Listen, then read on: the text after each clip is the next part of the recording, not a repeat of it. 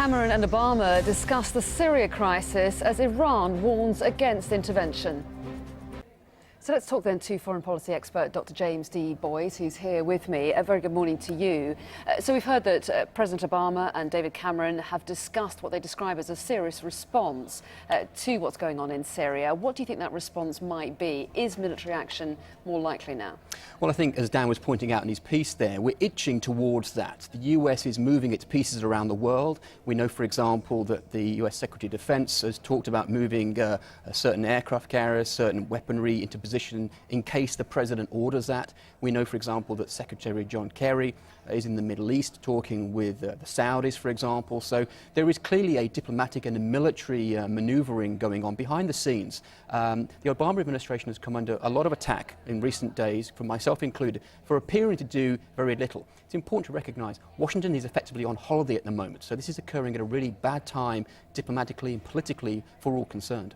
Well, yes, and yet there's the difficulty of establishing the facts. There are indeed. That's a great problem. And what Obama doesn't want to do is to use WMD as another pretext for war, as George W. Bush did, only to find out, heaven forbid, that if we go into Syria, that these were used not by the regime but by the opposition forces. We know, for example, that there are weapons inspectors in country at the moment. They can't get access to these sites, but even if they did, there's no way of telling who actually used these weapons.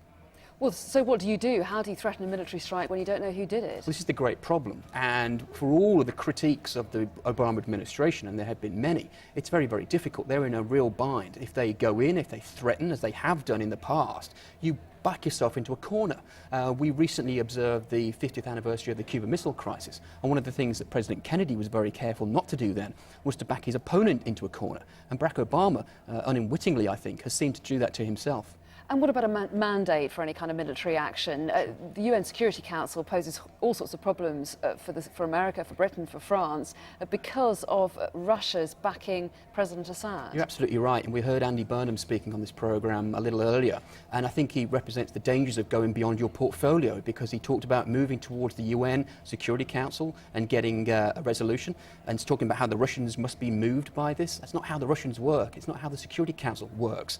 Since the 1990s, the US have had all sorts of problems getting any resolutions through the UN because of Russian intransigence. That's what begins their move away from the UN towards NATO, and it's with NATO, I think, that a solution to this problem will be found ultimately, as Bob Stewart suggested.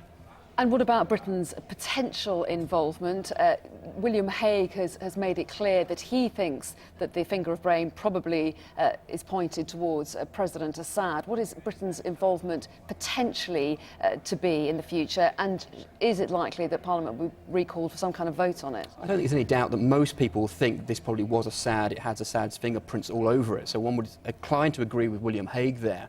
One would hope, as was suggested earlier on, that if any action does occur, that Parliament would be recalled to vote upon that, to give it the legal backing. And when it does so, I would anticipate that what you will see is what we've seen in recent years, which is an American-led military exercise with strong support from the British forces.